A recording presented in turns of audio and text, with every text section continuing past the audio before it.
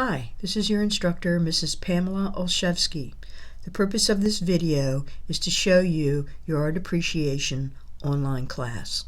As you can see, I've already logged into my classes and I'm looking at my dashboard, and I'm going to go into the class using the Spring 2020 Art 104 link. Yours may not be green. Okay, so the first thing I'm going to do before I get going here is I'm going to change to student view so my screen looks like yours. Probably one of the first things that you should try is to look at your calendar if you haven't used Canvas before, and you can see the calendar will show you what's happening for the semester. Just make sure that you turn that particular class on and you can see all the different things that will be happening this semester. This is a pretty good calendar, but I have a much better schedule for you to look at too. The inbox won't work in this view, but all you have to do is click on it and send messages. I think it's pretty straightforward. The help button is great because it can show you an orientation for Canvas if you're new to Canvas. It has support service links. It shows you the guides. It has a help desk link, and you can send me a question. Okay, so let's get back over to the course itself. Sorry, I have to leave the student view for a second, get back into the course, and then I'll have to get into the student view again. Alrighty, so the last two announcements will always show at the top of the screen. If you haven't read an announcement for a while, you may want to look at the rest of them using the announcement link. The modules link, well, there's only one module and it has to do with your ebook, and I'll explain that in just a few minutes. You can see all the assignments that you have to do. The reading assignments are ungraded, non-graded assignments that you don't have to send me anything. They're just there to remind you what you're supposed to read for that particular week. Here's the discussions. You'll have one graded discussion and there's a practice discussion. Do the practice discussion. It's very short and interesting, and it'll give you an idea how I run my discussions. The quiz link takes you to the tests. They're not quizzes, they're tests. There's one on every section. There are no midterms or finals though. You have a nice practice test down here that you should take, and I'll show you that again in a few minutes. But if you do that, you'll see how you have to set up lockdown browser and webcam and all of that stuff so that when you take the first graded test, you'll be ready. I'll also give you an incentive, and you'll find out what that is soon if you take that practice test. Here's chat. If there's other people online, you can chat with them, and you can see your grades at any time. Alrighty, so let's go back home. I want to talk about the home screen. There is some redundancy here in that you have assignments and modules and things over this side, and you have them over this side too. So you can try both ways and see what works for you. The most important thing I can tell you is to use the 6 buttons that are on the home screen, because that's where there's a lot more information than just by clicking on some of these links. The About This Course is one that just about this course, right?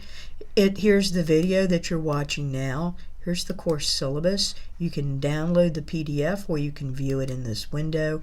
Make sure you read everything in the syllabus, especially how you have to do a gallery visit. It shows you how you'll be graded. There's all kinds of things in here. Staying in the course implies that you are going to follow the procedures and the policy of the course. Here's the course schedule. It's really helpful. It's more helpful than the calendar. You can download or you can look at it in a PDF view. The PDF view shows you the week, so it's divided up into the 14 weeks, 28 classes, 14 weeks plus the final, and then it shows you what you're going to do. Here's week 1. Here's everything you have to do week 1. And some weeks don't have discussion or a test or an assignment, but all weeks have reading that you need to do and watching videos.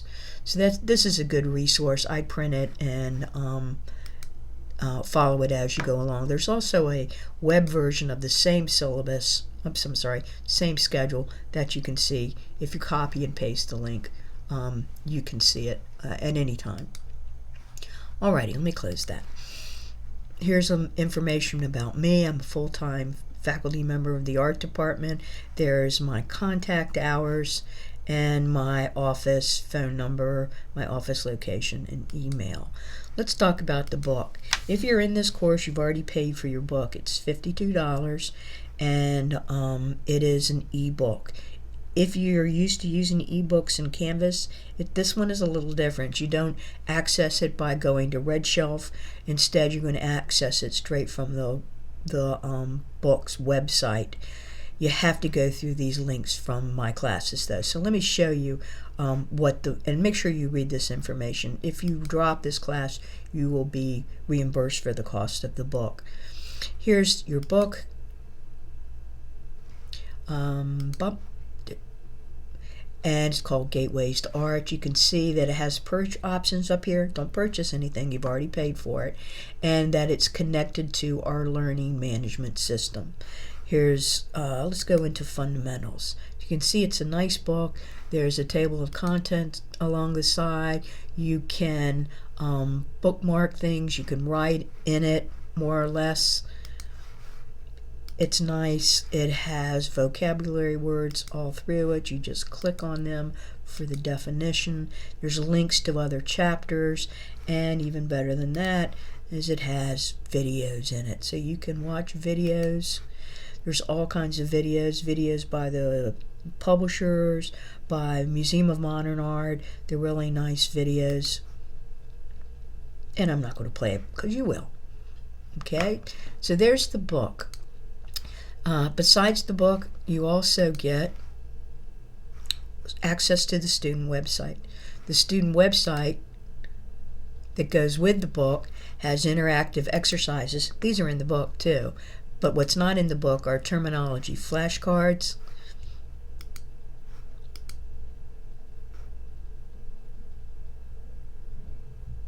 So I usually do definition first. You type in the definition, and then you can see these. So that's really nice.